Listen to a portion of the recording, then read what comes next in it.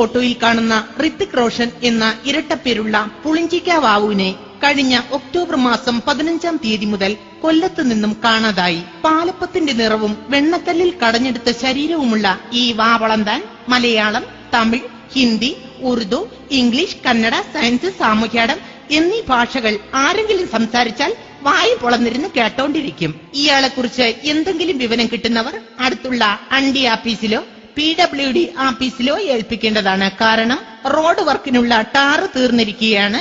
യവനെ കിട്ടിയാലേ ഉരുക്കി ബാക്കി ടാറുണ്ടാക്കാൻ പറ്റൂ.